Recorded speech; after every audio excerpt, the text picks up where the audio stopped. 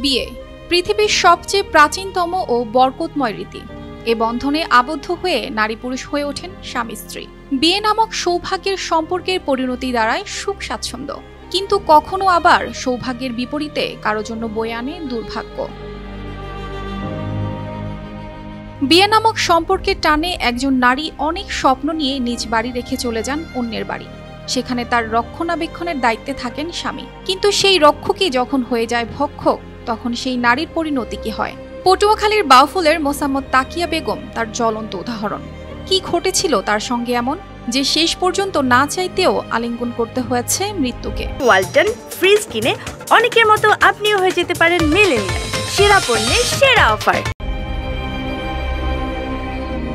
এই নববধূর বিয়ের ৯ মাসের মাথায় নির্যাতনে বরণ করে নিতে হয়েছে মৃত্যুকে। তাকে হাসপাতালে রেখেই পালিয়ে যান স্বামী মিরাজ গাজী ও তার পরিবারের সদস্যরা। ৭ মে মঙ্গলবার বিকেলে জেলার বাউফল উপজেলার বিলবিলাস গ্রামে এ ঘটনা ঘটে। তাকিয়ার চাচাতো ভাই মোহাম্মদ সোহরাব হোসেন জানান, স্ত্রী তাকিয়াকে রেখেই স্বামী থাকতেন শহরে। বাড়ি যখনই আসতেন তখনই তাকিয়ার উপর চালাতেন নির্মম নির্যাতন। ৯ মাস আগে ওর বিবাহ হয়, সামাজিকভাবে ওর বিবাহ হয়।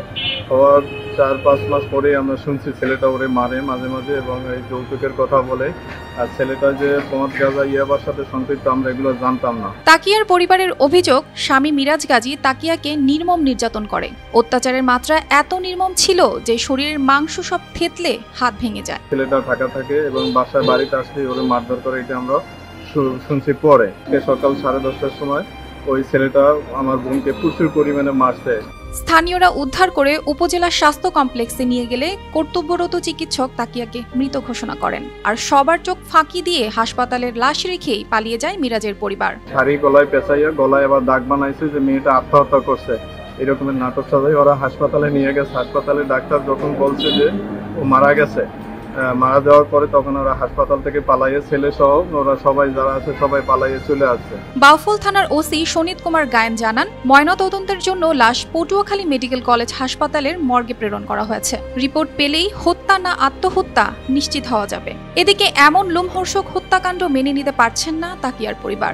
জড়িতদের এমন দৃষ্টান্তমূলক শাস্তির দাবি করছেন যাতে আর কোনো বাবা মা মেয়েকে অথবা কোনো ভাই তার বোনকে এভাবে না হারান।